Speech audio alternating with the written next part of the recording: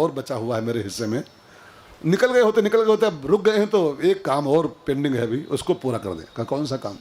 कहा एक महापुरुष पड़ा है कुरुक्षेत्र में 56 दिनों से, 56 डेज उसको पड़े पड़े हो गए हैं, बाण घुसे हैं उसके रोम रोम में, और बाणों के सैब लेटा हुआ है, और जिद्दी भगत मेरा है, वो बहुत जिद्दी भगत है, और उसकी जिद्द है जब तक मेरी आंखों के आगे मेरा मुरली मनोहर नहीं खड़ा होगा हम प्राण नहीं छोड़ेंगे। चाहे 56 दिन हो जाएं, चाहे 56 महीना हो जाएं, चाहे 56 साल बीत जाएं, पड़े पड़े ऐसे प्राण छोड़ूंगा तभी मेरा सांवरा निकट हो, तब प्राण तन से निकले।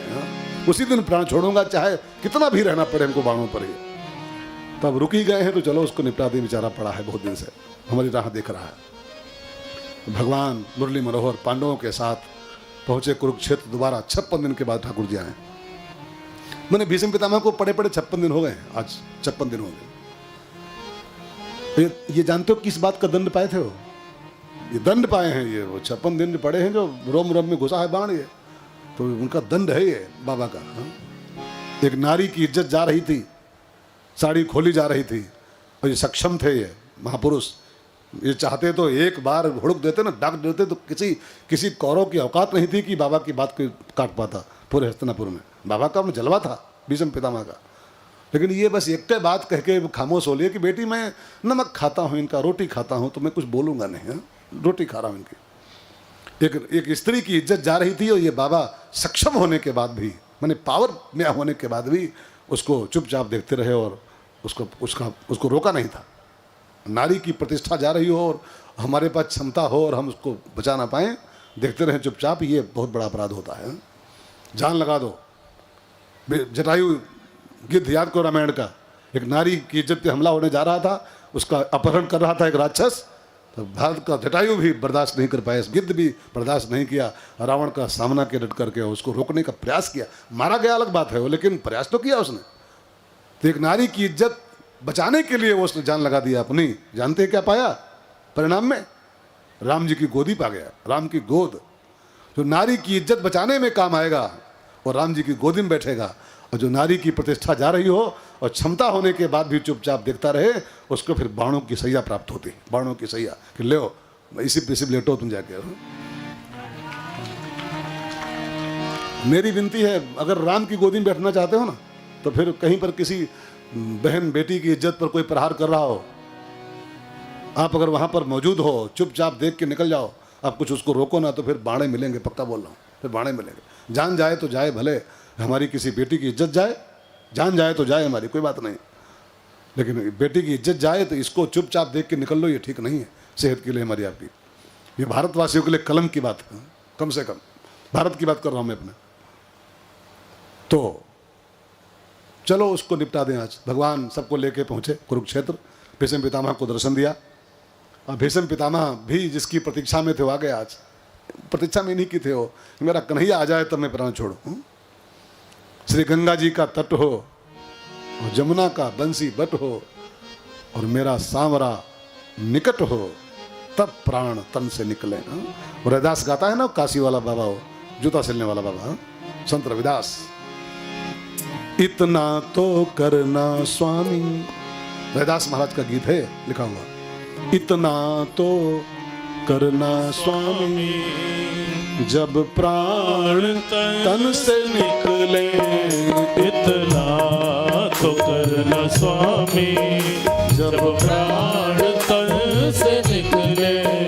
गोविंद नाम लेकर, गोविंद नाम लेकर, जब प्राण तन से निकले। इतना तो करना स्वामी।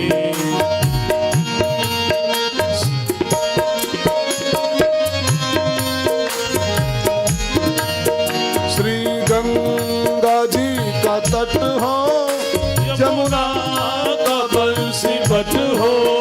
श्री गंगा जी का तट हो, यमुना का बंसी बट हो। मेरा सांवरा निकट हो, मेरा सांवरा निकट हो, तब प्राण तन से निकले। इतना तो करना स्वामी, जब प्राण तन से निकले। भगवान ने भीष्म पितामह को दर्शन दिया और माघ की शुक्ल एकादशी के दिन, माघ शुक्ल एकादशी के दिन जब सूर्य उत्तरायण में पहुंच गए, उत्तरायण में, तब भीष्म पितामह ने भगवान का दर्शन करते करते अपने प्राणों को विदा किया। कोई किसी के खाल पे मरता है, कोई किसी की चाल पे मरता है, कोई किसी के बाल पे मरता है ना? कि चांदी जैसा रंग है तेरा, सोने जैसे बाल, एक तू ही धनवान है गोरी, बाकी सब कंगाल। कोई किसी के बाल पर मर रहा है, कोई किसी के खाल पर मर रहा है, किसी के चाल पर मर रहा है। लेकिन भीष्म पितामह न किसी के बाल पर मरे, न किसी के खाल पर मरे, न किसी के चाल पर मरे। तो मरते मरते मरे तो नंद के लाल पे मर गए। नंद का लाल सामने खड़ा है, नंद के लाल पे अपने प्राणों को प्रयाण किया। देखो, बाल खाल पे मरने वाले तो मरन जाएंगे, जो बाल अब मर रहे हैं, खाल अब मर रहे हैं, उसे मरन जाइए। लेकिन जो नंद के लाल पे मरता है ना, मर के भी अमर हो जाता है। अब आप तय कर लो, मर के भी अमर होना है तो बाल खाल पे नहीं, चाल पे नहीं, नंद के लाल पे मरिए। अमर हो जाओगे संसार में। अब बाल खाल अब मरी हो तो मरें जी हो कोई दिन। सो भाई बहनों, भीष्म पितामह का उद्धार हुआ। फिर ठाकुर जी द्वारकापुरी चले गए कुछ दिन के बाद, और भगवान इधर परीक्षित जी का जन्म हुआ। वो द्वारकापुरी पहुंच गए, अपने काम धाम में लग गए। परीक्षित जी का जन्म हुआ और नामकरण हुआ परीक्षित, परीक्षित जी का। ठीक है, पंडितों ने वो बनाया, क्या होता है जन्म के बाद बनता है वो, हाँ जन्म पत्री बनाई और सब ग्रहों का विचार किया। तब पंडितों ने कहा महाराज, पांडवों से कहा महाराज आपका जो पोता है ना, ये इसकी कुंडली जो जन्म पत्री, इसके सब ग्रह बहुत अच्छे हैं, सारे खाने बहुत बढ़िया बढ़िया हैं, बहुत महापुरुष होगा, इसका बड़ा नाम होगा संसार में।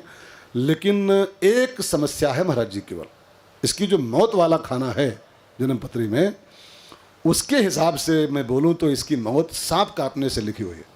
ये सांप काटने से मरेगा, और शास्त्रों में निर्णय है कि सांप काटने से जिसकी मृत्यु होती है उसका नरक होता है, उसकी दुर्गति होती है। तो आपका ये बच्चा जो पोता है ना, आखिरी बच्चा, ये सांप काटने से मरेगा, नरक की यात्रा इसकी हो जाएगी। पांडव बेचारे दुखी हो गए कि आखिरी बच्चा हमारे परिवार का नरक हो जाएगा। तो पंडितों ने पांडवों को दुखी देखा ना, तो फिर से उस जन्मपत्री को गहराई से पढ़ा, खूब बारीकी से अध्ययन किया, एक एक ग्रह पर विचार किया। तब कहा महाराज डरो मत, इसके और जो खाने हैं, माने मौत के अलावा अगर और बातों पर देखा जाए तो इसके सब ग्रह इतने उच्च हैं, सारे के सारे ग्रह, कि हमको लगता है कि इसकी दुर्गति नहीं होगी। सांप तो काटेगा इसको, जरूर लिखा है तो काटेगा, लेकिन इसका नरक बच जाएगा। इन टाइम इसके पास एक महात्मा आ जाएगा 7 दिन पहले, इसको भागवत सुना के इसको बैकुंठ का टिकट काट देगा, और ये जाएगा तो बैकुंठ है पक्का है, नरक नहीं जाएगा। बस पांडवों को आनंद हुआ, परीक्षित जी का पालन पोषण शुरू हुआ। मैं संक्षेप में पूरा कर दूं, 5 मिनट और आप समय देना मुझको, बहुत ध्यान देकर सुनेगा। मैं सोच रहा हूँ परीक्षित जी को निकाल दूं यहाँ से, तो सुखदेव जी पहुँच जाए, तब कथा विराम करूँ। आपको दिक्कत तो नहीं हो रही? कोई समस्या नहीं? कोई भी 1 2 कुछ नहीं? तब ठीक है। मैं जानता हूँ, मैं परिचित हूँ आपसे, तभी तो मैं लालायित था कि कन्नौज में कथा दोबारा हो, हम लोग चले एक बार फिर से। आपसे मैं खूब बढ़िया परिचित हूँ। मैं पहले आया था जब 9 दिन के लिए, तो अब एक एक चेहरा हमारे दिमाग में बैठा हुआ है, एक एक चेहरा। और आपके ऐसे सोता सुध ही सोता कहाँ मिलते जल्दी। हाँ, देख रहे हो पूरा सन्नाटा पसरा हुआ है। अब कम से कम 1000 लोग बैठे हैं सामने, लेकिन सन्नाटा पसरा हुआ। मैं बोलना बंद कर दूँ, लगता है कुछ हो ही नहीं रहा। हाँ, देखो है, लगता है कुछ हो रहा, सब साए साए हो रहा। तो ऐसे एकाग्र श्रोता कहाँ मिलते हैं?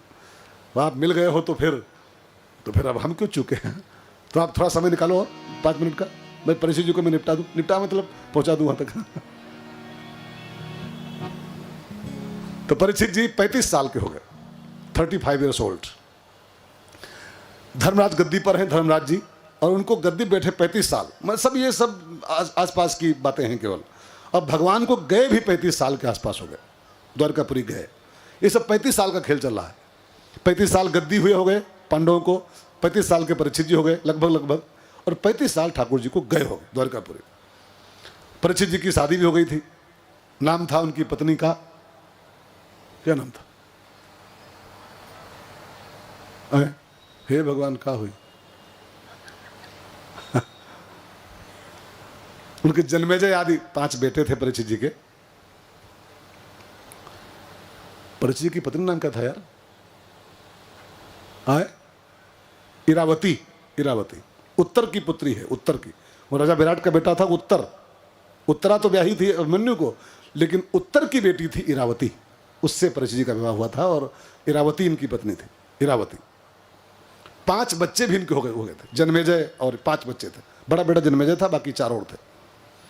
मैंने 35 साल के परीक्षित जी हैं, 35 साल की गद्दी है पांडवों की, 35 साल भगवान गए हो गए। बात समझ में आ गई। अब पांडवों ने एक दिन अर्जुन से कहा, भाई साहब जब से ठाकुर जी गए हैं द्वारिका कोई समाचार नहीं मिला आज तक, कैसे हैं, क्या हाल चाल है उनका, और तुम उनके बहुत क्लोज सखा हो, जाओ द्वारिकापुरी जाओ और जरा कुछ हाल चाल आओ भगवान का अपने, तुम्हारे मित्र हैं और तुम 35 साल हो गए, कोई न फोन न चिट्ठी न संदेश, न चिट्ठी न कोई संदेश, 35 साल हो। हाँ महाराज ले आओ ले आओ, आपका भी जलवा है। हाँ चश्मा हम लाते नहीं, क्या करें।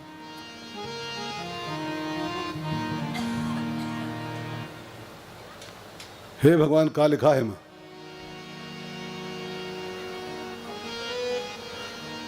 हाँ ठीक कर देंगे, हम पढ़ लिए। हाँ। अब बुढ़ा गए हैं यार, 52 साल के, क्या करें यार।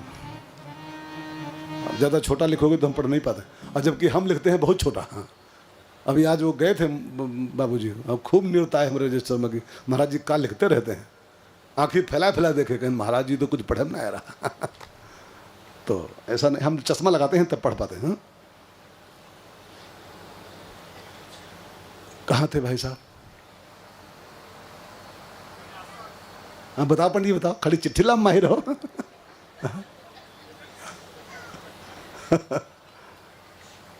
चिट्ठी आई है, चिट्ठी आई है, आई है चिट्ठी आई है, चिट्ठी आई है, चिट्ठी आई। कथा चल रही थी, अर्जुन को भेजा पांडवों ने, जाइए द्वारिका और तुम्हारे सखा हैं ठाकुर जी, कुछ हाल चल रहा उनका। अर्जुन गए द्वारिका, इधर से गए बहुत मगन मस्त कि भगवान से मिलने जा रहा हूं। वापस आए 5-7 दिन के बाद तो रोते हुए आए।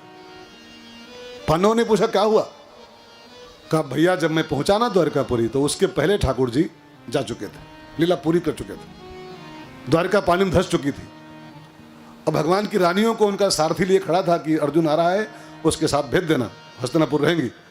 आया मेरा गांडीव फांडीव सब मेरे पास रहा है, लेकिन निहत्था भील हमको मार के, मैंने मारा नहीं खड़ी जान से, बाकी मार के ढेर कर दिया और हमको पट गिरा के फिर रानी उछील ले गया भगवान की। मैं कुछ नहीं कर सका, ये गांडीव हाथ में रहा मेरे, अर्जुन वही का वही, और मैं कुछ नहीं कर पाया। एक आदमी इतना सा आया तो मुझको परास्त करके रानी उछील ले गया। तो अर्जुन ने कहा भैया मुझे आज एक सच्चाई मालूम हो गई है कि ये गांडीव फांडीव अर्जुन फर्जुन ये सब खाली बहाना थे। ये जब भगवान जब तक साथ में रहे तब तक ये गांडीव फांडीव सब काम करता रहा, हम युद्ध जीतते रहे, और भगवान के जाते ही सब बेकार हो गया। हम सब बिल्कुल निर्बल हो गए हैं, कोई बल नहीं मेरा काम कर सका। भगवान जब तक साथ में रहते हैं तभी तक जीव चाहे जो ढेर करता हो। अब मान लेते हम लोग हैं कि हम ढेर करें, ढेर हम लोग नहीं कर पा रहे हैं, वो ठाकुर जी साथ में है तब सब हो पा रहा है। हाँ? इसको याद रखिएगा, इस सूत्र को। अर्जुन इस सच्चाई को कबूल कर रहा है, भगवान साथ में थे तब तक गांडीव फांडीव अर्जुन फर्जुन सब काम कर रहे थे। हाँ? और उनके जाते ही सब व्यर्थ हो गया, सब बेकार हो गया। इसका मतलब क्या है? ठाकुर जी जब तक आपके साथ में तब तक चाहे जो 30 मार खा बन लो आप, दबंग 1 दबंग 2 दबंग 3, वो सब ठाकुर जी के साथ में है। उसके जाते ही कुछ हो नहीं, कुछ हो नहीं। अच्छा बताओ, हम ये रमेश भाई शुक्ला और संत जी और परम पूज्य और धर्म धुरंधर और भागवताचार्य और मानस कब तक हैं? कब तक? जब तक वो साथ में है तब तक। अच्छा फर्ज करो 1 मिनट के लिए, अभी निकल जाए वो, अभी वो तनिक दर्द हो इधर बाई तरफ, अभी हम लुढ़के हैं व्यास गद्दी पर और निकल जाए पट से हो वही ठाकुर, तभी आप क्या बोलोगे? अभी कहोगे परम पूज्य रमेश भाई को उठाओ, ये परम धर्म धुरंधर व्यास जी को उठाइए, अभी निकल जाए ठाकुर, तभी बोलोगे मिट्टी उठाओ मिट्टी उठाओ, मिट्टी है। ये परम पूज्य धर्म धुरंधर मानस मर्मज्ञ सेठ जी और डॉक्टर जी वकील साहब सब तभी तक हो जब तक कन्हैया साथ में है तब तक। उसके निकलते ही खाली मिट्टी हो, खाली मिट्टी हो, खाली मिट्टी हो, तो इसके अलावा कुछ नहीं, आप कुछ नहीं हो, खाली माने बैठे हो कि हम 30 मार खाएं, और जब तक साथ में है तब तक सब कुछ हो। उसके बाद न अर्जुन न गांडीव, वो कौन सा वो दोहा है, मानुष नहीं कुछ होत है समय होत बलवान, और भिल्लन लूटी गोपिका वह अर्जुन वह बाण, वही गांडीव हाथ में रहा, वही अर्जुन रहे और कुछ नहीं कर पाया। भगवान चले गए, सब बेकार हो गया। बात समझ में आई? नहीं आ रही? तो फिर भगवान के जाने की खबर लेकर अर्जुन आए। कुंती माता तो इस समाचार को पाते ही खत्म हो गई। इतना प्रेम था उसको कन्हैया से, भतीजे से नहीं, कन्हैया से प्रेम था भगवान से। भगवान चले गए तो क्या जीना। बस कुंती ने उसी पल प्राण छोड़े। और पांडव भी जब खबर पाए कि अब भगवान चले गए तो अब क्या संसार में रहें, तो परीक्षित जी सक्षम थे ही, 35 साल के हो गए थे। गद्दी सौंपा उनको, गद्दी सौंप के पांचों पांडव द्रौपदी मैया के साथ चले गए हिमालय में।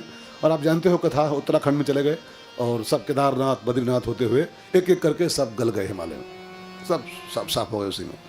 और परीक्षित जी का राज्य शुरू हुआ। और परीक्षित जी को गद्दी बैठे बस कुछ ही दिन हुए थे, 15 दिन, महीना 2 महीना। और तभी क्या हुआ ना कि भगवान के जाते ही द्वापर खत्म हो गया था। कृष्ण का जाना हुआ कि